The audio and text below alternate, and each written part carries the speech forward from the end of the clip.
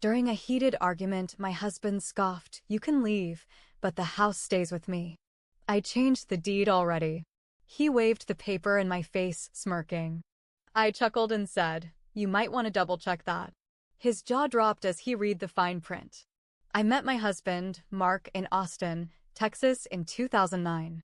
We were both in our late 20s, just out of grad school, trying to figure life out. I was working as a nurse, he was a software developer. He had a quiet charm, nothing flashy, but solid, dependable.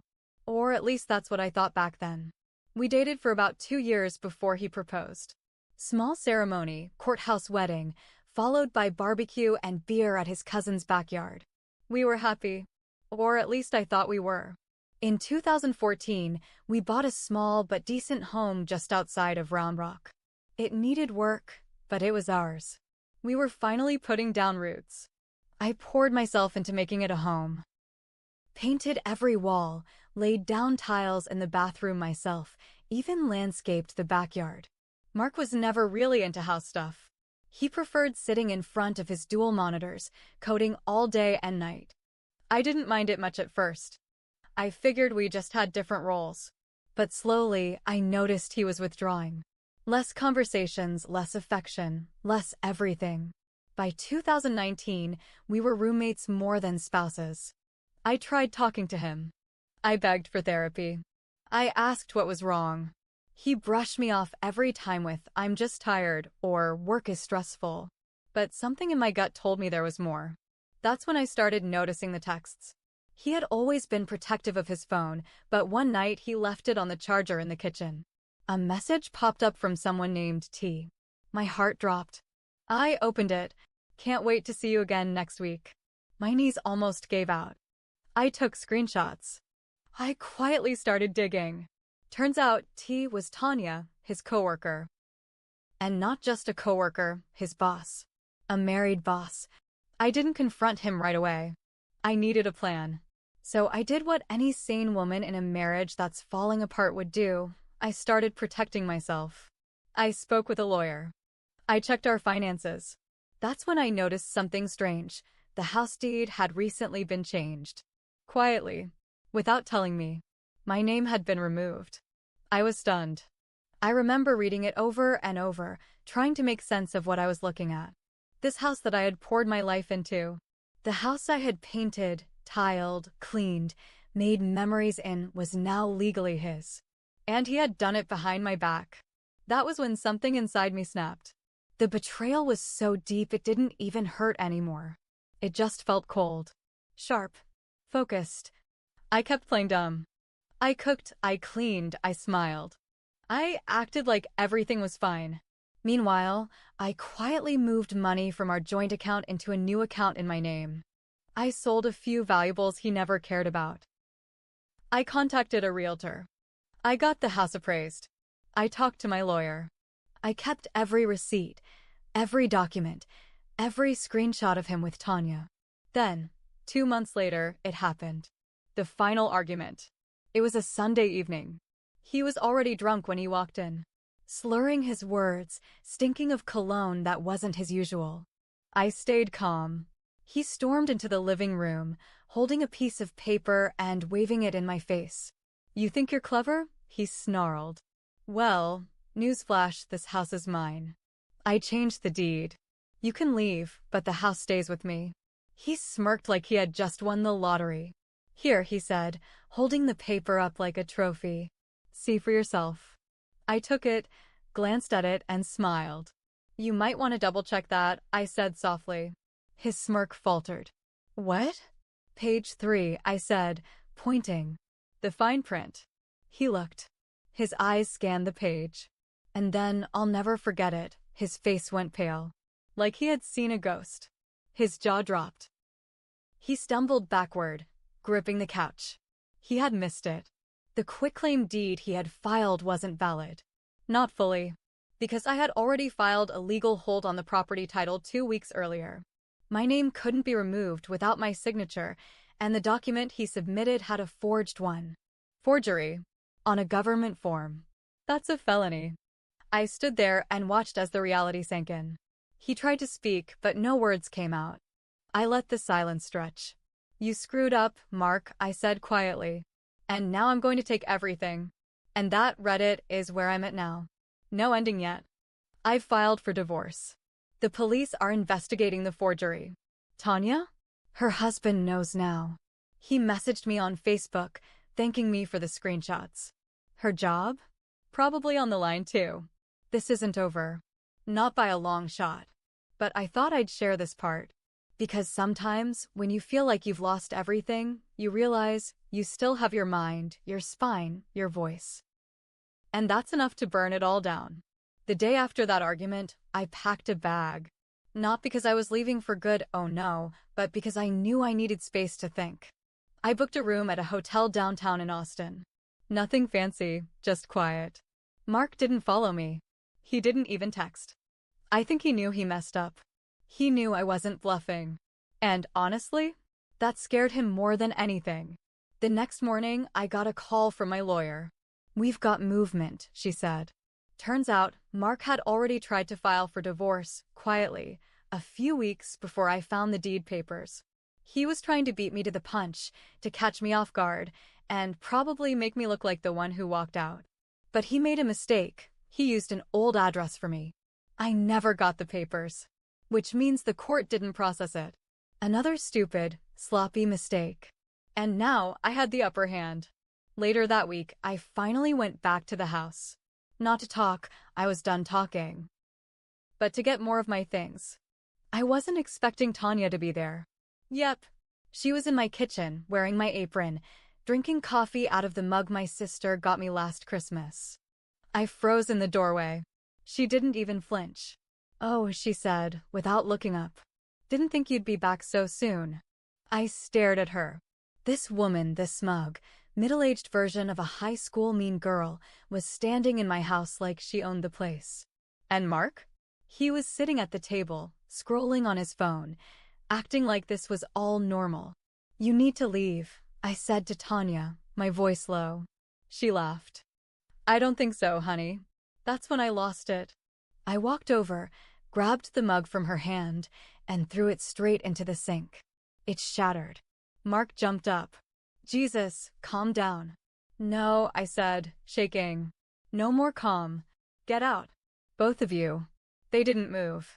So I pulled out my phone, hit record, and said clearly, "I am the legal co-owner of this home. You are trespassing. I have filed for divorce, and you are both now in violation of the court's temporary occupancy order." That part wasn't even true. The court hadn't issued anything yet. But it worked. Mark flinched. Tanya grabbed her purse. "Come on," she hissed. "This is a waste of time." They left. And for the first time in weeks, the house was quiet again. But it didn't last long. 2 days later, someone egged my car in the driveway. I didn't even have to guess who. Tanya had that petty streak. She thought she was untouchable. I installed cameras the next day. Then Mark started getting desperate. I think he realized that Tanya wasn't going to stick around if this whole thing got ugly. And it was getting ugly. Her husband, now ex-husband, was demanding half her assets. Her job was under review. Everything was spiraling. So Mark tried to crawl back. He called, he texted. He sent flowers. Actual flowers. The man hadn't bought me anything in 3 years, and now suddenly I was his whole world? Please. Then came the worst part. He showed up to my work. I was in the hospital cafeteria on my lunch break when he walked in, carrying a bouquet of yellow roses. My coworkers looked up, confused. I felt my stomach drop. "Just 5 minutes," he said. I stood up, walked straight past him, and tossed the roses into the trash. Everyone saw. I didn't care. But the pressure was building. The lawyers were talking back and forth. He refused to move out. I couldn't sell the house unless he agreed. And now the DA's office was involved. The forgery on the deed was no joke. Then, twist number 2 hit me. One morning, I got a letter in the mail from the IRS. Apparently, Mark hadn't paid his taxes properly for 2 years. He'd filed under married filing separately, something I didn't even know he could do without my consent, and underreported income. And because we were still legally married at the time, they were auditing me too. I felt like I couldn't breathe. Everything kept crashing in. Every time I thought I had a grip, something else slipped. I called my lawyer. She was calm, thankfully. "This can work in our favor," she said. "This shows a pattern of dishonesty. It strengthens our case." I nodded, but I didn't feel stronger. I felt tired. Angry. Like my whole life had been one big, careful lie he built while I wasn't looking. Then came a call that changed everything again. It was Tanya. I didn't even recognize her number. She said her name, and I almost hung up. But then she said, "Wait, I need to talk. Please." I sat down. I hit record on my phone without saying anything. She told me everything. She admitted she knew about the forged deed. Said she helped him do it. Said he told her I'd never fight back. That I was too soft. That he'd leave me with nothing and they'd start a new life in the house I built. But now that it was all crumbling, she wanted out. And she wanted to clear her name before it got worse. "I'll testify if I have to," she said. I thanked her, but inside, I felt nothing. Just a dull, bitter ache. Like the truth had already rotted too long to hurt fresh anymore. So that's where I'm at, Reddit. Mark is facing criminal charges. The divorce is getting messier by the day. Tanya's job is hanging by a thread. And I'm still living in a half-empty house that feels like a war zone. No ending yet. No peace yet. But I'm still standing. A week after Tanya called me, things went eerily quiet. Too quiet. No texts from Mark. No emails from his lawyer. No creepy surprise visits. It was almost like he'd vanished. At first, I thought maybe he'd given up. Maybe the threat of criminal charges and the truth about the forged deed had finally made him back off. I should have known better. The silence was the warning. I got a knock at my door one morning, not police, not the sheriff's office, but a private process server. Mark was suing me. He was claiming emotional distress. Yeah, I laughed too. Apparently, I had caused him undue mental anguish by spreading false accusations and sabotaging his professional relationships. I guess in his twisted world, getting caught for actual forgery and cheating made me the villain. It was a joke. A cruel one. But it was enough to tie my hands again in court. Now I had to deal with this lawsuit on top of everything else. And my lawyer said we couldn't just ignore it. We had to respond, show up, defend it. Meanwhile, Tanya went silent too. She stopped answering my texts. I figured Mark had gotten to her. Or maybe she realized testifying could cost her more than she was willing to give up. But then the twist came. One night, I got a call from an unknown number. It was Tanya's ex-husband, Carlos. "I found something," he said. Apparently, while going through the final parts of their divorce, he got access to an old laptop she had been using. On it, emails between her and Mark, dating back years. And not just about the affair. Emails about money. About property. About me. Turns out, Mark had been trying to hide assets. Before the affair even went public. He was funneling money through an LLC in Tanya's name. Thousands, maybe tens of thousands, that he'd been slowly taking from our joint account and payroll under a fake consulting fee. This was big. I handed everything over to my lawyer. She was stunned. "This changes the entire game," she said. "This isn't just revenge anymore. This is fraud. Financial crime." A few days later, subpoenas went out. Bank accounts. Business records. Emails. I was no longer just a woman in a messy divorce. I was a key witness in an active fraud investigation. And here's the part that really threw me. Mark didn't deny it. When he got wind that we had the emails, he just folded. His lawyer dropped him. He stopped showing up to hearings. I think he realized there was no more bluffing left to do. But of course, he had one last card to play. One night, I was sitting on the back porch with a glass of wine, just trying to breathe, when I heard the creak of the gate. Mark was standing there. He looked terrible, like he hadn't slept in days. Hair a mess, face sunken. No smirk this time, just a look of pure, broken desperation. "I just wanted to talk," he said, voice low. I didn't respond. I reached slowly for my phone and started recording. He didn't notice. "I messed everything up," he said. "She left me. Tanya. She's gone. I stayed quiet. I've got nothing now, he went on. No job, no lawyer, no money. I'm probably going to jail. And you always win, don't you? He stepped forward. That's when I stood up and said clearly, you need to leave. Right now. Or I'm calling the police. He looked like he might cry. Or scream. Or both. But finally, he turned and walked away. The next morning, I got another surprise. A call from Tanya. She was back. I'm testifying, she said. I'm done protecting him. And just like that, the final piece clicked into place. The puzzle was complete.